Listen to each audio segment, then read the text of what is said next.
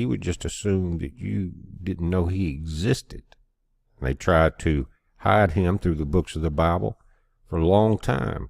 And books have been taken out of the Bible. I don't care what you say. You need to study a little harder. Just if you don't understand it, just listen, or don't listen, but at least save your judgment. And the book of Jasher is where I want to go. And if you go to eSword, the software that's free on bpearthwatch.com, just scroll down on the right, you'll see a big blue box that says eSword, the electronic edge. And it has all the software, the Hebrew and Greek, and the concordance numbers, guys, search features. I want you to type in right here in the binoculars the word Jasher. And that's what I did, and this pops up. 2 instances of the book of Jasher in the Old Testament by Samuel and King David. You think they were referring to some off-the-wall book? Do you really think that? You might want to pay attention for your own good and realize that, as I mentioned before, this will be the last video I make for now. I'm being threatened and I don't want to put my family at risk. What I'm about to reveal about biblical prophecy jeopardizes the very people in power right now. They won't allow this truth to stay online. And we know how quickly documents, lists, and information can disappear if they expose the truth about the elites. For decades, I've prayed this biblical prophecy would not come to fruition so soon, but God is forcing my hand because what's about to hit America is, in a word, terrifying. Because a forgotten prophecy from 2,000 years ago points to a devastating event in 2025. And it's not just when the tribes were taken into captivity in Babylon, the Levitical priesthood were the priest. The Kenites, the sons of Cain, they worked as scribes. They worked as just general labor, whatever. They had made their way into the door of the church, if you understand what I'm saying. After 400 years of captivity, it came out Levitical priesthood were not the priest anymore. During that time of confusion, the Kenites had become the priest, and they remain there today. They've done everything they can to hide the presence of Satan in the Bible. And these things that they've hidden, guys, are eye-opening, and they will give you the MO of the enemy. Anyway, for those that refuse to read the book of Jasher for whatever reason, I suggest get your copy immediately. I've had one for years. But in Joshua, it says, and the sun stood still, and the moon stayed, until the people had avenged themselves upon their enemies. Is not this written in the book of Jasher? So the sun stood still in the midst of heaven, and hastened not to go down about a whole day. And that will also link you over to the actual chapter. And you can see they were talking about this battle. Then spake Joshua to the Lord in the day when the Lord delivered up the Amorites before the children of Israel. And he said in the sight of Israel's son, stand thou still upon Gibeon, and thou moon in the valley of Ajalon. And the sun stood still, guys. That's what the verse that is talking about the book of Jasher. And it says again, people avenge themselves on the enemies. Is not this written in the book of Jasher? So I guess Joshua in the book of Samuel had no idea what he was talking about, right? But you will listen to the other things he says. And when these are keys, guys, that something has been removed. Why would Joshua and King David, and we'll look at that. Let's go to 2 Samuel. It's going to take you over here to the verse. Let me pull this down. And David lamented with this lamentation over Saul and over Jonathan his son. You know, even though they had persecuted him, they were the first appointed by the Lord. Also, he bade them teach the children of Judah the use of the bow. Behold, it is written in the book of Jasher. The beauty of Israel is slain upon the high places. High the mighty are fallen.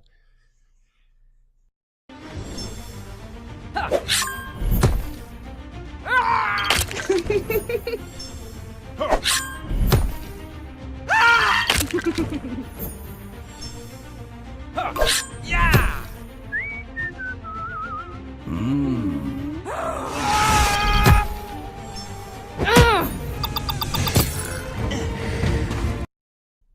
he was telling them to prepare. The war's not over. And by the way, the use of the bow is something very good to teach your children and to give your children. Believe me, I know. Okay? It's a very good advice that still holds true to this day as they want to take all of your other things. But again, Jasher is referred twice by very important people in the Old Testament. And you're dealing with the king line here. You understand what I'm saying? So I'm going to go to the book of Jasher, and I just wanted to preface here a minute before I get attacked for going outside the norm, if you know what I mean. It kind of reminds me of if you say something positive about the nation or show a flag, the left side wants to immediately burn it. So don't get yourself caught up in that situation. Let's go to the book of Jasher. Now, this book is excellent, guys. It goes through a lot of the Old Testament and fills in a tremendous amount of information in the stories that you thought you knew. And again, if you ask me, the scribes took out as much as they could that would help you identify the enemy. And this particular book is chapter 3 of Jasher. And verse 1, it says, "At the time the word of the Lord came to Abraham, and he said unto him, Abraham, and he said, Here I am. And many of you have heard the story or thought you had. And some of you guys remember this video back on the old channel, and many of you got the book then. But these times are getting close. Let's continue with this. And he said to him, Take now thy son, thine only son whom thou lovest, even Isaac, and go to the land Moriah, and offer him there for a burnt offering upon one of the mountains which shall be shown to thee. For there wilt thou see a cloud and the glory of the Lord. And Abraham said within himself, How shall I separate my son Isaac from Sarah his mother, and order him to bring him up for a burnt offering before the Lord? But Abraham was obedient. He didn't understand everything, but he understood that there was a reason. And Abraham came into the tent, and he sat before Sarah his wife, and he spoke these words to her. He told her a lie. He didn't know what else to do. He had to follow the commandments of the Lord. He said, Sarah, he said, My son Isaac is grown up, and he has not for some time studied the service of his God. Now tomorrow I will go and bring him to Shem and Eber his son. And there he will learn the ways of the Lord, for they will teach him to know the Lord, as well as to know that when he prayeth continually before the Lord, he will answer him. Therefore, there he will know the way of serving the Lord his God. And Sarah said, Thou hast spoken well. Go, my Lord, and do unto him as thou hast said, but remove him not at a great distance from me, neither let him remain there too long, for my soul is bound. Guys, I believe only a mother knows what that means. And Abraham said unto Sarah, My Lord our God, that he may do good with us. And Sarah took her son Isaac, and he abode all that night with her, and she kissed him, and embraced him, and gave him instructions till morning. And she said unto him, O my son, how can my soul separate itself from thee? And she still kissed him and embraced him, and she gave Abraham instructions concerning him. You can just hear it, can't you, guys? You better watch my kid. And Sarah said to Abraham, O my Lord, I pray thee take heed of thy son, and place thine eyes over him, for I have no other son nor daughter but him. O forsake him not. If he be hungry, give him bread. If he be thirsty, give him water to drink. Do not let him go on foot, neither let him sit in the sun. Neither let him go by himself in the road. Neither force him from whatever he may desire, but do unto him as he may say to thee. And Sarah wept bitterly the whole night on account of Isaac, and she gave him instructions till morning, that worrying mother. And in the morning Sarah selected a very fine and beautiful garment from those garments which she had in the house that Abimelech had given to her. And she dressed Isaac her son therewith, and she put a turban upon his head, and she enclosed a precious stone in the top of the turban, and she gave them provisions for the road, and they went forth, and Isaac went with his father Abraham, and some of the servants accompanied him to see them off the road. Now, guys, so much was left out that there's characters that come into this story that you thought may have been already out of the scene. But a lot of that had to do with hiding the enemy.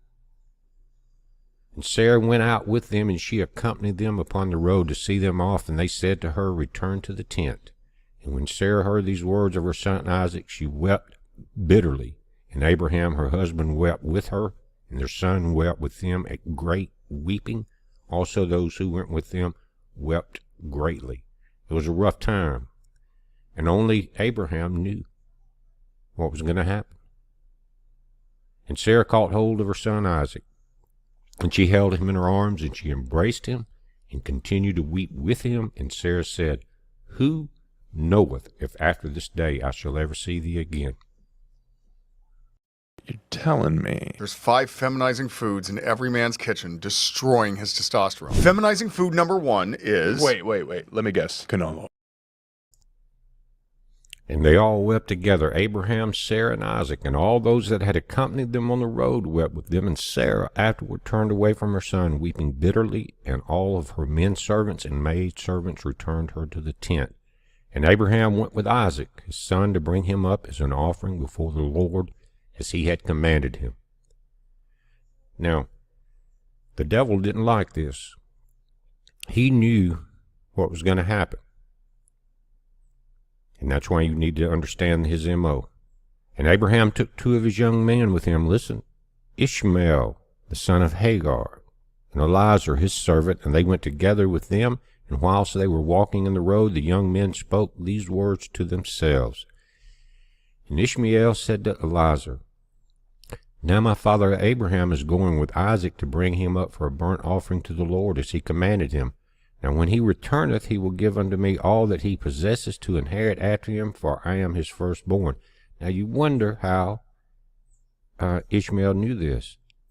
And Eliezer answered Ishmael and said, Surely Abraham did cast thee away from thy mother, and swear that thou should not inherit anything of all he possesses.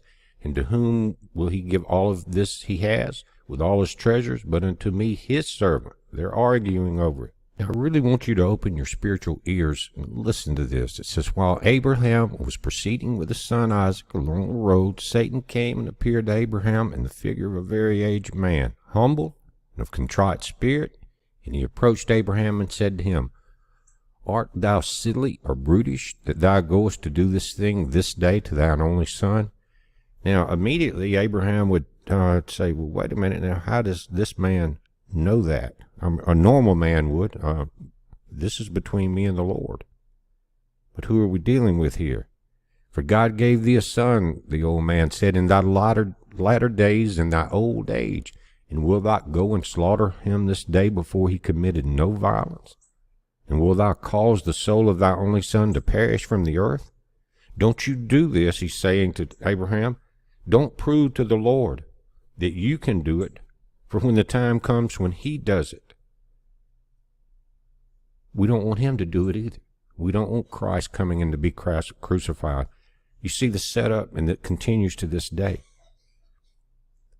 Dost thou not know and understand that this thing cannot be from the Lord? Satan said. For the Lord cannot do unto man such evil upon earth, to say to him, Go slaughter thy child. What did Satan tell Eve? You will live forever. Don't worry about it. Take a bite. And Abraham heard this, and he knew that it was the word of Satan, who endeavored to draw him aside from the way of the Lord. But Abraham would not hearken to the voice of Satan, and Abraham rebuked him so that he went away. So if you're trying to study something new and looking a little deeper into the word of the Lord, and people attack you for that, guys, who is attacking you? Do you understand? What is that spirit?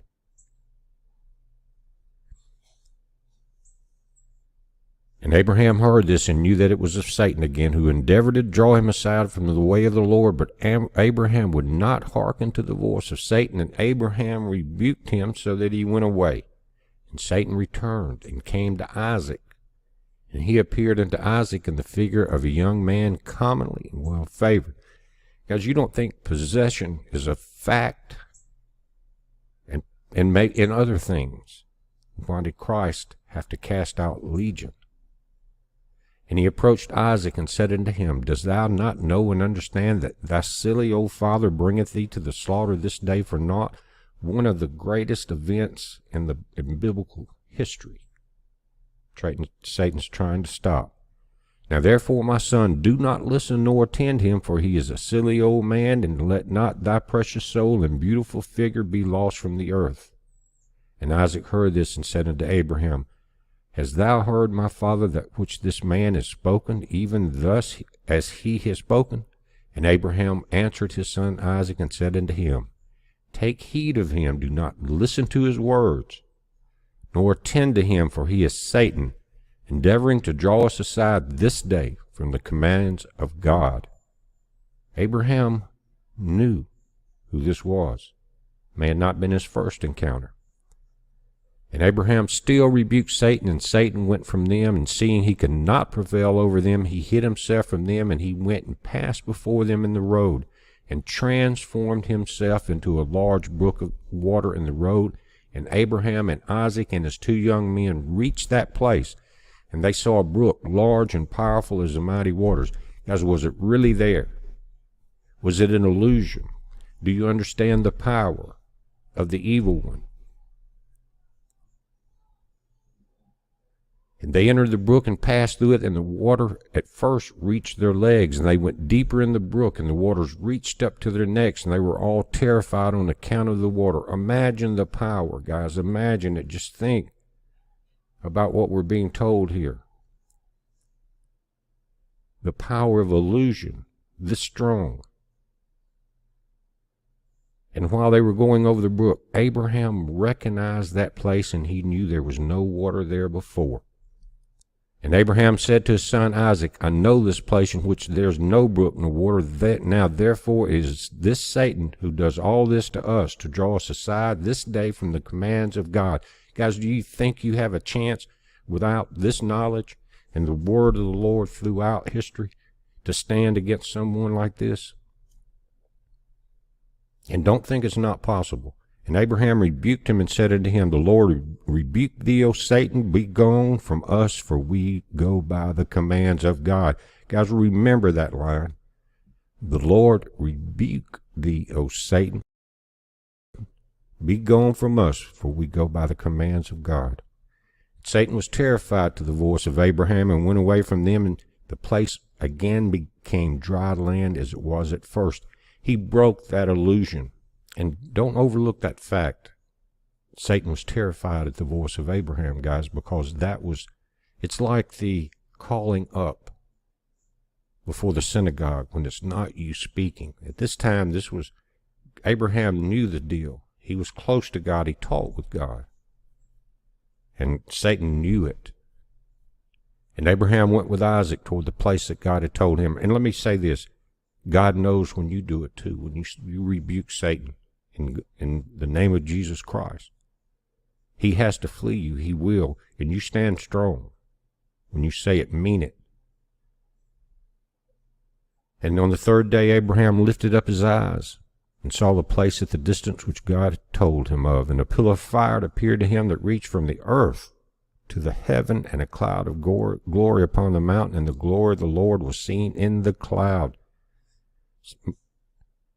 He's not the only one, guys, that saw this. Many people have. Moses saw it.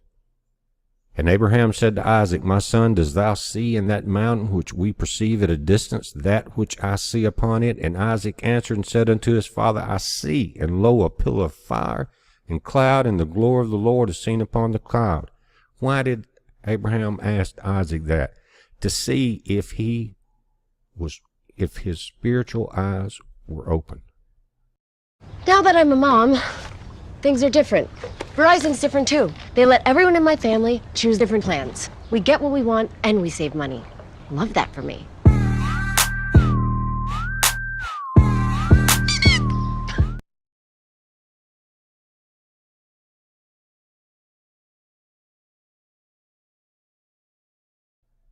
And Abraham knew that his son Isaac was accepted before the Lord for a burnt offering.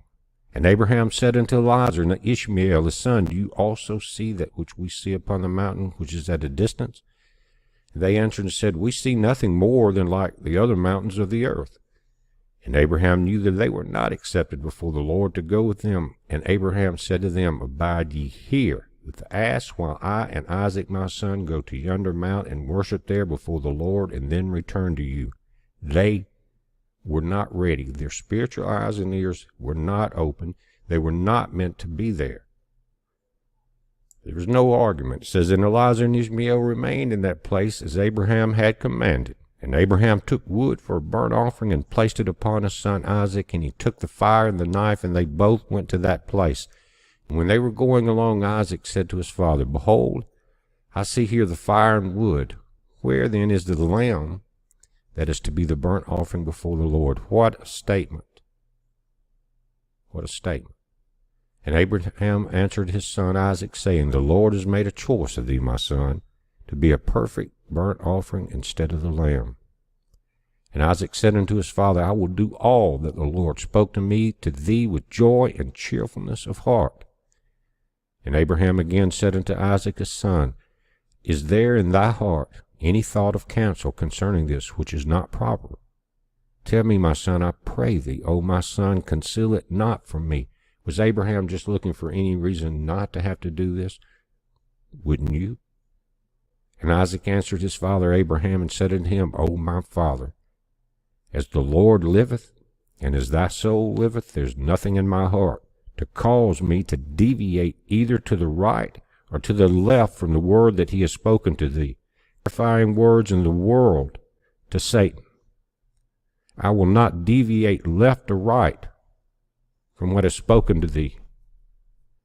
Neither limb nor muscle has moved or stirred at this, nor is there in my heart any thought of evil counsel concerning this, but I am joyful and cheerful of heart in this matter, and I say, blessed is the Lord, who has this day chosen me to be a burnt offering before him. Now Abraham greatly rejoiced at the words of Isaac, and they went on and came together to that place that the Lord had spoken of. What mixed emotions.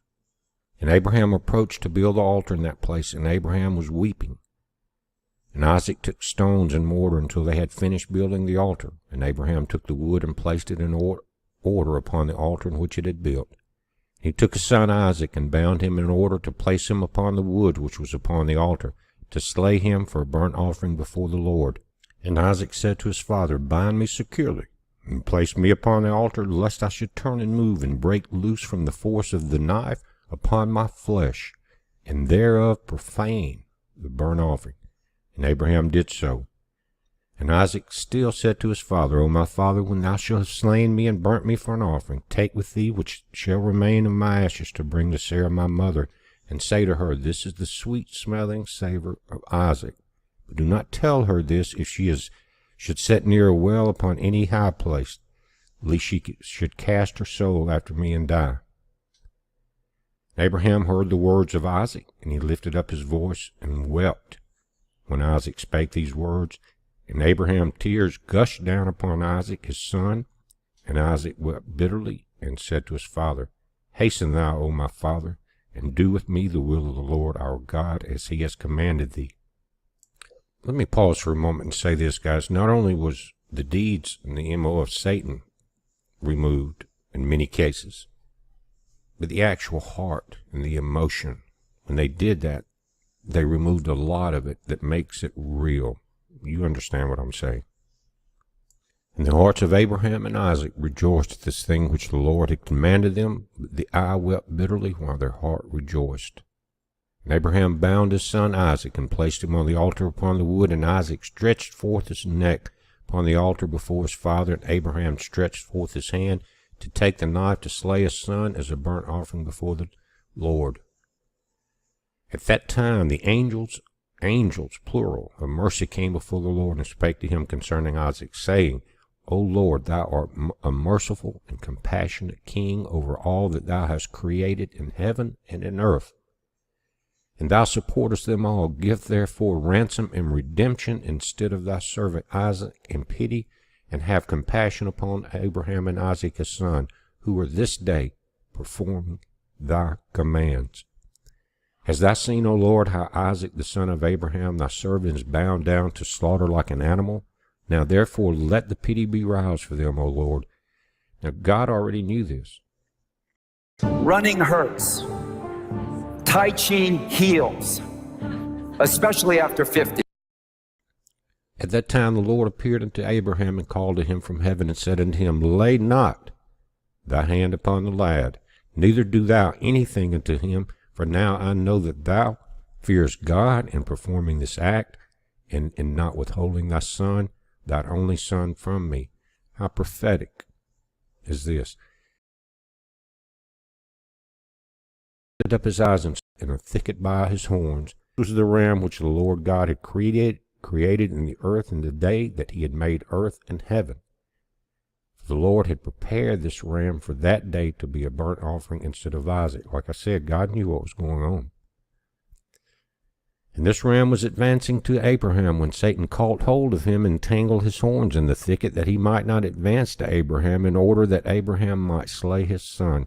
Guys, have you ever heard Satan getting someone entangled? Has he ever entangled you? Did he try and entangle Christ? Christ didn't listen. Neither should you.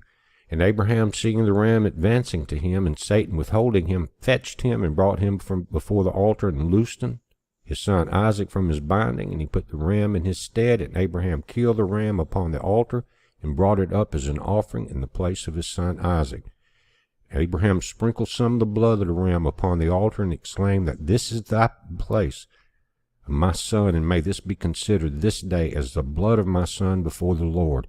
And all that Abraham did on this occasion by the altar, he would exclaim and say, this is in the room of my son, and may in this day be considered before the Lord in the place of my son. And Abraham finished the whole of the service by the altar, and the service was accepted before the Lord, and was accounted as if it had been Isaac. And the Lord blessed Abraham and his seed on that day. Satan, he had to get away from there, but he was not through. He was angered. He would bring grief. It just wouldn't be to Isaac at that point. And Satan went to Sarah, and he appeared to her in the figure of a very old man, very humble and meek. And Abraham was engaged in the burnt offering before the Lord. While this was going on, as he rebuked Satan, freed the ram, Satan went straight to Sarah. And he said unto her, dost thou not know all the work that Abraham has made with thine only son this day? For he took Isaac, built an altar, and killed him, and brought him up as a sacrifice upon the altar. And Isaac cried and wept before his father, but he looked not at him, neither did he have compassion over him. Straight out lie, wasn't it? All the way through. And Satan repeated these words, and he went away from her. And Sarah heard all the words of Satan, and she imagined him to be an old man from amongst the sons of men who had been with her son, and had come and told her these things. And Sarah lifted up her voice and wept, and cried out bitterly on account of her son. And she threw herself upon the ground, and she cast dust upon her head, and she said, O my son, Isaac, my son, O that I had this day died instead of thee. And she continued to weep, and said, It grieves me for thee, O my son Isaac, O that I had died in this day instead of thee. And she continued to weep, and said, It grieves me for thee, after that I have reared thee, and have brought thee up. Now my joy is turned into mourning over thee. I that had a longing for thee, and cried and prayed to God till I bare thee at 90 years old. Now hast thou served this day for the knife and the fire to be made an offering. But I console myself with thee, my son, in it being the word of the Lord. For thou didst perform the command of thy God, for who can transgress the word of our God, in whose hands is the soul of every living creature? Thou art just, O Lord our God, for all thy works are good and righteous. For I also am rejoiced with thy word which thou didst command, and whilst my eye weepeth bitterly, my heart rejoiceth. You know what else? It's almost what else can you say? And Sarah laid her head upon the bosom of one of her handmaids, and she became as still as stone. She afterward rose up and went about making inquiries till she came to Hebron, and she inquired all of those who she met walking the road, and no one could tell her what had happened to her son. She was trying to verify what Satan, in the guise of this old man, had told her. And she came with her maidservants and men servants to the Kirith Arba, which is Hebron, and she asked concerning her son. She remained there while she sent some of her servants to seek where Abraham had gone with Isaac. They went to seek him in the house of Shem and Eber, because remember, that's where Abraham said he was taking Isaac. They could not find him, and they sought throughout the land, and he was not there. And behold, Satan again came to Sarah in the shape of an old man. And he came and stood before her, and he said unto her, I spoke falsely unto thee. Confusion. For Abraham did not kill his son, he is not dead. And when she heard the word, her joy was exceedingly violent on account of her son, and her soul went out through joy. She died and was gathered to her people. Did you know that the most dangerous prayer you can ever pray is only 3 words? If you skip this healing prayer, God will skip you too. Satan knew what he was doing. Through confusion and lies and trickery and sorcery. And he picks on the innocent. And when Abraham had finished his service, he returned with his son Isaac to his young men, and they rose up and went together to Beersheba. And they came home, and Abraham sought for Sarah, could not find her. They didn't know Satan had done this. And he made inquiries concerning her, and they said unto him, She went as far as Hebron to seek you both where you had gone, for thus was she informed. And Abraham and Isaac went to her in Hebron, and when they found that she was dead, they lifted up their voices and wept bitterly over her. And Isaac fell upon his mother's face and wept over her, and he said, O my mother, how hast thou left me, and where hast thou gone? O how hast thou left me? And Abraham and Isaac wept greatly, and all their servants wept with them on account of Sarah, and they mourned over her in a great and heavy mourning. Now, if you think Satan won't play upon your love, then you're wrong. That's why it's so important, guys, in these end times for you to understand, again, the MO of who we're dealing with, so these events don't happen to you. If he can use this against people that talk with God, imagine what he can do now when so many people are so far away. But just thought I'd share this with you. It was on the old channel, and I decided I couldn't find it. It had been taken down, and so I decided to redo it tonight.